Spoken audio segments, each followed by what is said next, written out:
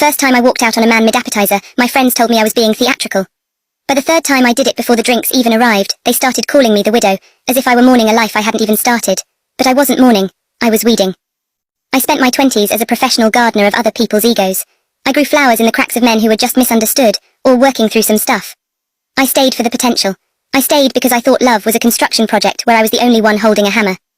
Then I turned 30, and something in my brain snapped shut like a vault. I realized that red flags aren't obstacles to be overcome, they are the preview for a movie I already hate. It started with Aaron. He was a success coach, with a smile so white it looked like a dental advertisement. We were 10 minutes into our first date at a rooftop bar when he checked his watch for the 4th time. "Don't mind me," he said, flashing those teeth. "I just have a high-stakes call with a client in Dubai later. I'm a bit of a workaholic, but that's the price of being at the top. I'm sure you get it, though your job is probably a bit more relaxed." I didn't ask him to clarify. I didn't defend my career in structural engineering. I didn't try to explain that I managed bridge blueprints while he managed vibes. I simply set my napkin on the table. "Where are you going?" he asked as I stood up. "Home," I said. "You just categorized my life as a hobby and yours as a crusade. That's an ego to empathy ratio I'm not interested in balancing. Have a good call with Dubai." He was still explaining that he was just being honest as the elevator doors hissed shut. Total time elapsed, 12 minutes.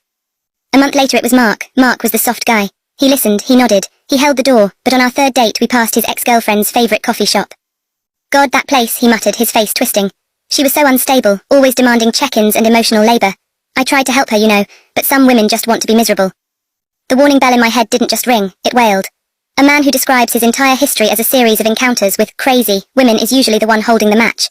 He wasn't a victim, he was an arsonist looking for new kindling.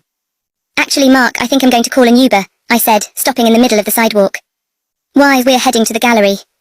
I don't date men who use their exes as a cautionary tale to keep the next woman compliant. It's a red flag, and I'm colorblind to everything else tonight. He stood there, mouth open, as I walked in the opposite direction. I didn't feel lonely, I felt light. My sister tells me I'm going to end up in a house full of cats.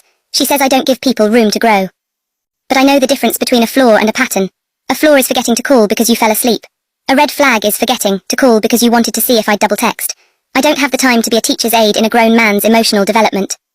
Last night I sat at a bar with a guy named Leo. He was charming, funny, and then, 5 minutes in, he made a joke about how he liked women who didn't talk too much about politics. I didn't argue, I didn't debate, I didn't try to change his mind. I just signaled the bartender for my tab. "Wait, did I say something wrong?" Leo asked, looking genuinely surprised. "Not wrong," I said, pulling on my coat. "Just loud. You told me exactly who you are and I'm choosing to believe you the first time." I walked out into the cool evening air. My heart wasn't racing and my eyes weren't wet. I went home to my apartment, poured a glass of wine, and sat in the silence of a space that belongs entirely to me. People think being alone is the worst-case scenario. It isn't. The worst-case scenario is sitting across from a man who makes you feel like you have to apologize